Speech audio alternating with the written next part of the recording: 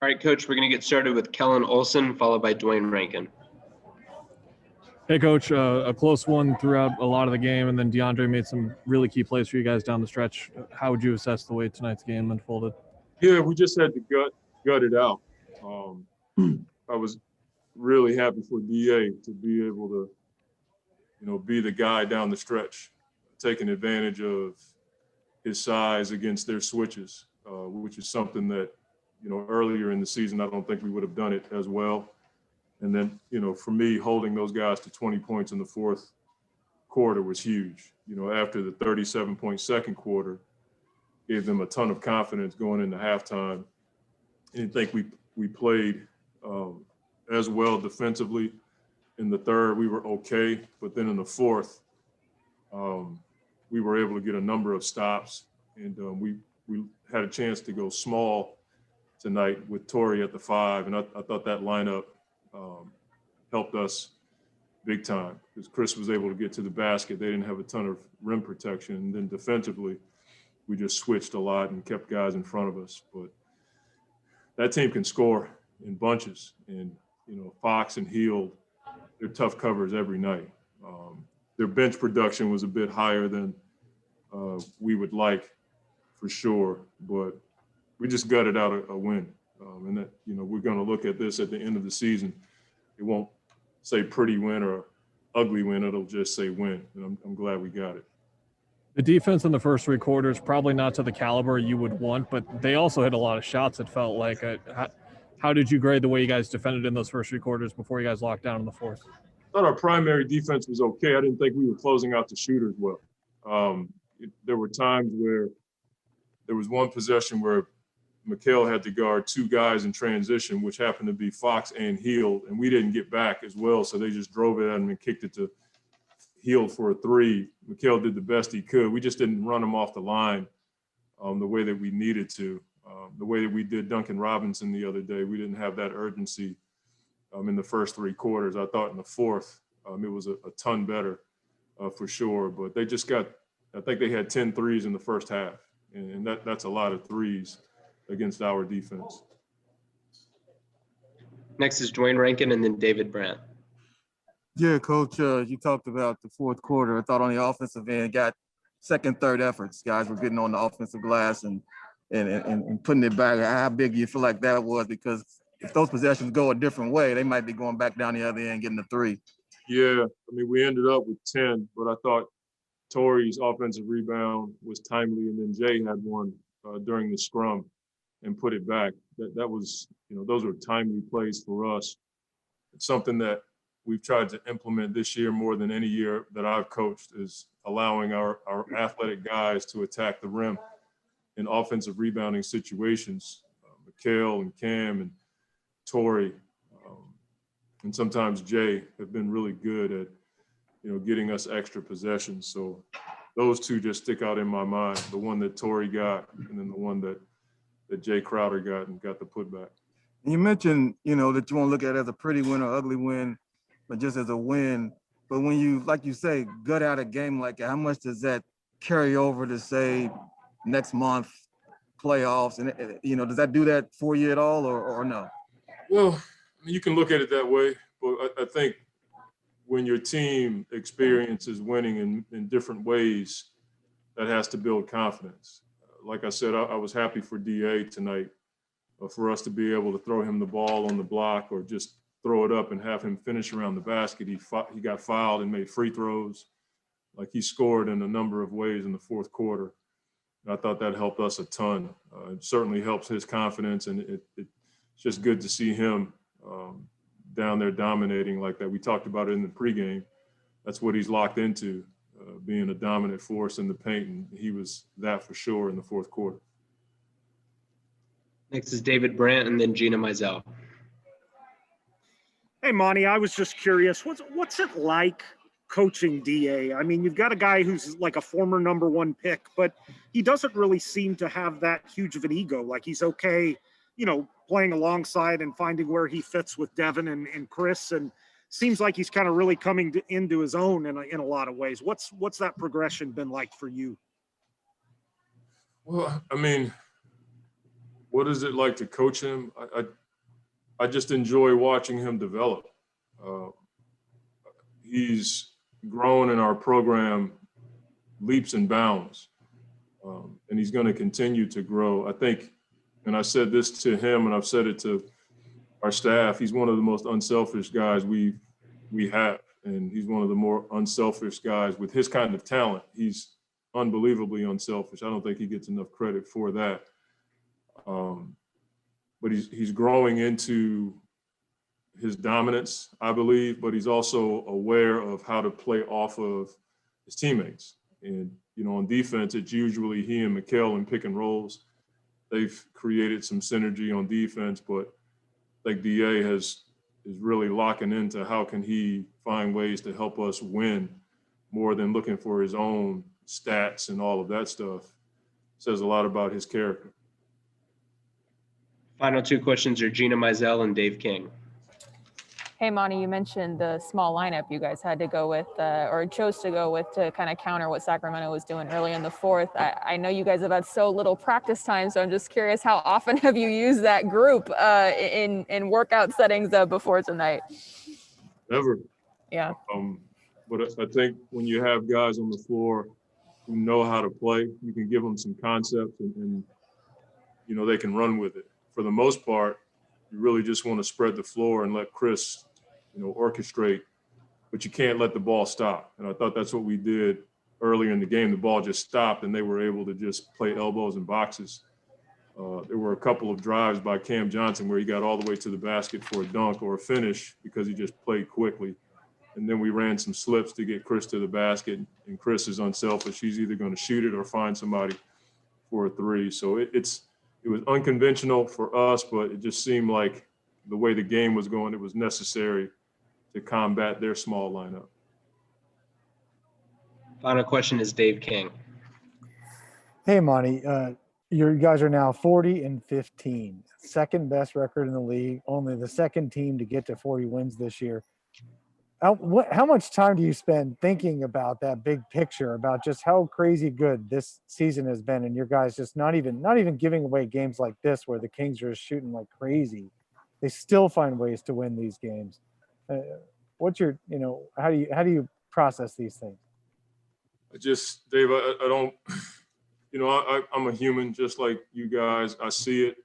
I'm thankful for it, but it's a quick thought for me. And I get right back to, you know, the work that goes into building a program, progressing a program. It might not be the smartest thing. I think sometimes you have to take time to enjoy. But I think that's for everybody else. For me, I have to keep my mind on the team and what's going to help us continue to improve. That's where my mind is constantly. Like, how can we improve? You know, what wrinkle in our offense is going to help us improve? What can we do better on defense? And I just don't have time for that. But I hope the players enjoy it, at least for 24 hours. And then we got to turn the page and get ready for another opponent with all these games that we have coming, you know, back to back to back the way they are. So I'm grateful for it, but I just can't spend a lot of time, you know, dwelling on it. All right, Javon, we're going to start with Dwayne Rankin. Thank you, Javon. What was it like seeing DeAndre in that fourth quarter, taking advantage of the size differential and getting some points for you guys down the stretch? It was fun to watch. You know, he lived up to his nickname, dominating, and that's what he did. Came up big for us. Just wanted to follow in you guys in terms of the activity and getting after, you know, the other team, which I know obviously you're all about. How much is that factored into what we're seeing in terms of how you guys are playing this year? What do you mean, like just speeding up the ball handler? Yeah, just speeding them up and, you know, playing aggressive and you know, matching and even surpassing the effort meter. That's just what we do. That's our job. Make everybody uncomfortable. Don't make it easy for them. Get up in them, and good things happen when we do that. Thanks, Javon. All right, Book, first up is going to be David Brandt, and then we'll have Dwayne Rankin. Hey, Devin, I was just curious from your perspective, watching DA kind of grow into what he is now? Like, he was obviously dominant during the fourth quarter, and seems like he's really learning his role next to you and Chris. And, you know, for being a former number one pick, doesn't seem to have much of an ego, just wants to win. What have you seen from him the last several months? Just growth and continuous growth in all aspects, on the court, off the court, attention to detail, pretty much everything. You know, it takes a lot to learn in this league, and I always say you have to learn through experience and getting put in certain situations. And you know, I feel like he's been put in a lot of situations, and now having mentors of Chris Paul, Jay Crowder here to be in his ear also, you know, alongside myself. You know, he's taking it in and he listens and he goes out there and he performs. Go to Dwayne Rankin and then Kellen Olson. Devin, I saw a time you were pounding the ball, trying to get the frustration out from how the game was starting off. What was it like for you to get into that flow and back in that rhythm, considering the other night's game, and to play the way you did tonight? Still got to find my rhythm. You know, still spots where, you know, I can get a lot better in. But overall, you know, coming out with wins, you know, Coach always says, you know, coming by any win in this league is a hard thing to do. So, you know, that's something that we don't want to take for granted. We put the personal play aside, and, you know, we all have a main objective of, you know, winning the game. Quick follow. I'm asked Javon this about, you know, you guys getting into the opponent and being the aggressor. How much has that led to what we're seeing? I understand execution, I understand talent, I understand leadership, but how much is those other things that's leading to how you guys are playing this year? Yeah. I mean, that's just how we play. You know, I think Javon said that's just what we do. And it's not an on and off button. You know, we're like this in practice. We're like this in the short time in the summer. When we got the link up, we were like that in the bubble when we competed against each other. So, you know, it's a culture to get better at. You know I keep re-saying that, but, you know, it's really important that, you know, everybody comes locked in, you know, top to bottom. And it's fun to be around. Next is Kellen Olson and then Cameron Cox. Hey, Book, that was win number 40 tonight. You guys have got a lot to go still, but that's the most you've won here so far. I wonder if you've just had a minute or two during this season to kind of look back on the progress you've made with the franchise. I know the bigger goals are at hand, but I'm sure you've had some moments to reminisce and look at the progress. Yeah, you know, I always look back. I don't ever want to take it for granted, you know, after what I've been through. So like I said earlier, you know, any win's hard to come by in this league. So, you know, we try to stay locked in, you know, no matter what our record is. We know we're on the pursuit of continuously getting better. And that's what we've been doing. Final question is Cameron Cox. Look, what's the talk in the locker room after y'all reach 40? Is it even something you guys talk about, or you just guys keep looking ahead? We keep looking ahead, man. Chris Paul needs 60 wins, he said, or something like that, 50 or 60. He does this every year. So this ain't nothing new for him. All right, Chris, first up is going to be David Brandt and then Dwayne Rankin. Hey, Chris, DA obviously had a pretty big night tonight, and I was just curious what you thought of his growth, and maybe before you came to the Suns, what you had heard about him, what you expected, and if anything about him maybe surprised you over these past, 4 or 5 months. Before I got here, I just pretty much knew DA from AAU. I coached against him in AAU basketball. And so, I got here, I got a chance to get to know him myself, and it's been amazing to see how he's grown throughout the season. Point guards and big man, they always have different relationships in everybody. And it's just great to see how he's taken everything and to see how he's progressed. Next is Dwayne Rankin and then Kellen Olson. So I'm going to kind of go off topic a little bit if you don't mind. I saw you and Willie talking during the timeout, and you were trying to explain something. He was trying to hear you, but then he was trying to explain something. What's it like, as you call him, your brother, being a former teammate of his, and now being in that coach-player relationship? It's the best thing ever, man. It's the best thing ever. I don't know what we was talking about because I feel like we do that every time out. Right. It's a trust thing with KY, MB, all our coaching staff. You know, we're all just always trying to figure it out. And with Willie, just a trust factor, you know, aside from, you know, basketball, like if all this basketball stuff went away, Willie and his family would still be a part of my life. So the basketball game makes it easy. Right. Quick follow. LaMarcus Aldridge retiring. Monty had talked about obviously you and LaMarcus being close. How did that hit you in terms of him announcing that and understanding the circumstances as to why he did it, but just your thoughts on that? Yeah, to tell you the truth, I want to talk about that anyway because it's tough. It's tough. I had a chance to talk to LA this morning, and man, for a guy who's just a great guy, loves to hoop, loves to play. Obviously, you can look at the bright side of it that they found it, but it just puts a lot of things into perspective. You think about guys in this league, you know, you play this game since you're a young kid, and for it to come to an abrupt halt like that, it's tough, man. I worry about guys in this league, you know, and their mental health, you know, aside from everything, you know, you program to train day in and day out. You know, I hate this for LA because, I mean, he just does everything the right way, but, you know, everything happens for a reason. He got a beautiful family. I don't spend a lot of time with them right now, but that's tough. You know, he's a member of this family. You never want to see anything like that. Thanks, Chris. Next, we're going to Kellen Olson and then Dave King.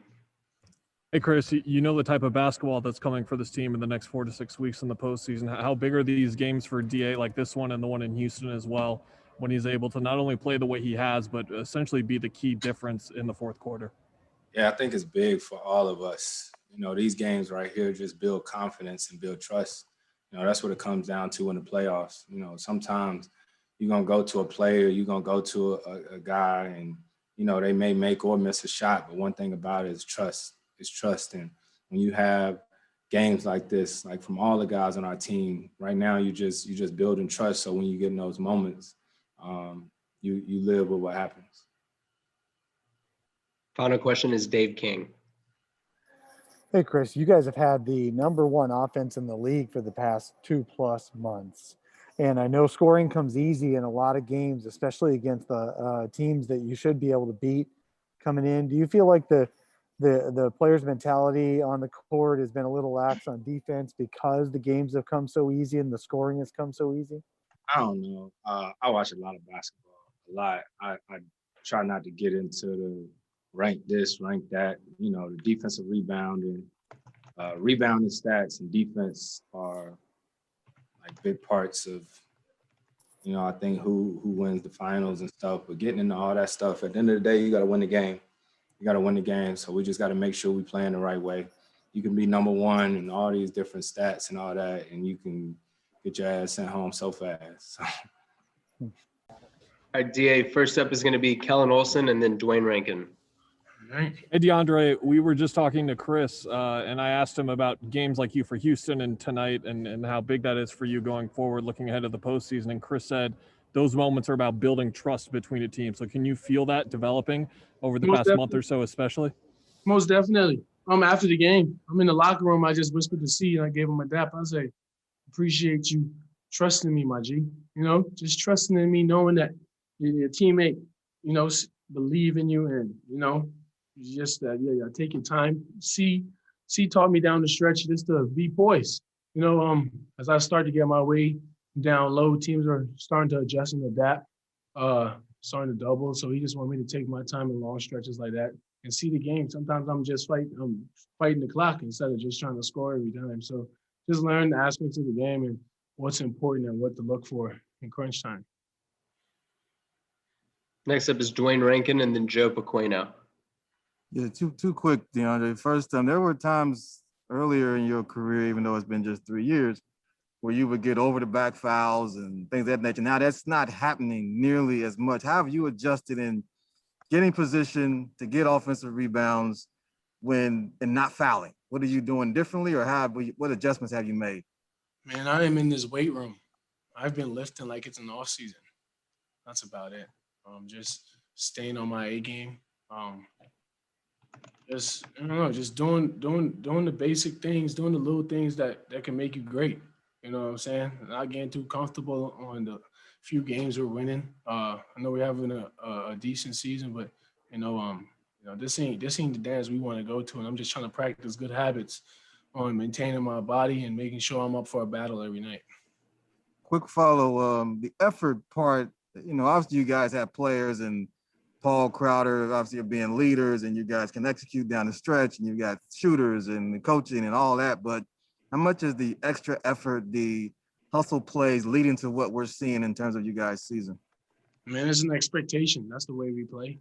And, that's the way we will continue to play. And it's contagious. Everybody gives it their all, and, they're supposed to give their all, and that's the requirement. So, everybody's locked in and bought in. So, we just have to keep continuing this at this pace, and we'll be fine. Next is Joe Pequeno and then Gina Mizell. DeAndre, if you can you talk about your evolution from when you first entered the league to where you are now? And the second part of the question is, how much does it mean to you to become a great player for this franchise and for yourself? Well, the transition and evolution of today, it's not hard. I can say I have pieces around me, and the organization's been keeping me quite in touch on how to carry myself on and off the court and how to be a professional as well. And, today, me practicing good habits, I am where I am today by hard work. Although I've made some mistakes early in my career, the organization and my teammates have kept me and trusted in me, knowing that I'll do the right thing and continue to do the right thing. And that's why we're here today, because of hard work and trust. Next, we go to Gina Mizell and then David Brandt. Hey, DA, when you talk about building those good habits and training in the weight room as if it were the off season, just who has kind of helped you develop maybe a new routine this year or add to your routine? Just who do you give credit to besides yourself, obviously, for that? Man, Coach Monty's been on my tail all season. He's been up and down. Trust me. The relationship I've had with him, I've had with no other coach in my life.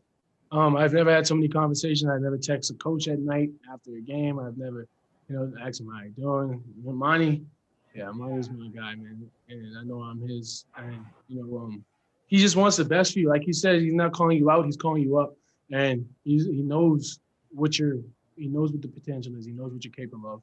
And he just wants you to do the right thing. He's a great guy. And we're grown-ups, and we know how to approach this game the right way, and working on your game every day, not killing yourself, but actually working on your game every day, finding some way to get better is a good thing to keep in mind. And that's the habit he's helped me to create.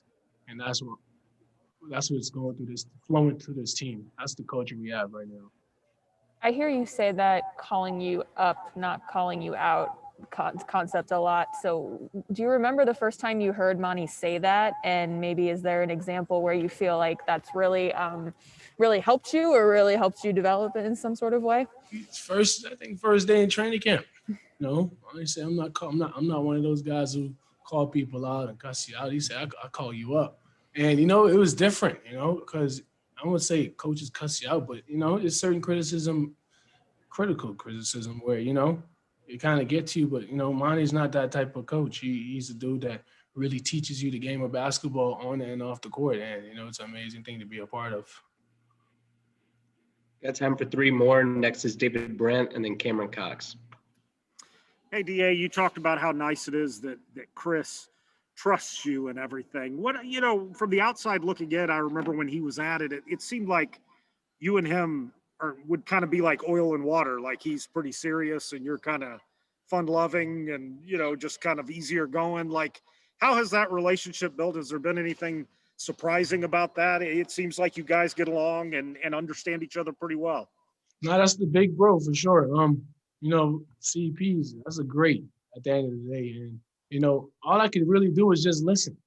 You know what I'm saying? I'm not really in the camaraderie of who's wrong or who's right. All I do is listen because he's never told me anything wrong. So I'm just trusting him to make sure, just to lead me the right way. And that's what he's been doing. And he's seen that I've trusted him. And, the same thing with Book.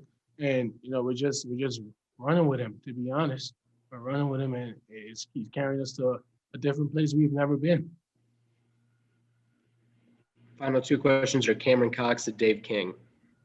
Yeah, you talked about getting this team back to where it was in the past and growing this team. You guys hit 40 wins tonight. So what does that mean for you guys? Me and my teammates know that probably this has never really happened to us, really. We're not taking it for granted. We have so much more to do, and we're so hungry. But we're definitely enjoying to see that 4-0. You know what I'm saying? I've never seen it. You know what I'm saying? I've never even played this many games, period. So, or win this many games. So, I mean, to be a part of this and knowing what it takes to win in this league every day, it's a lot, man. And you have to really, really take your time out to really approach this game the right way and respect other players, when it comes to competing every night. And, that's what we just built it over here.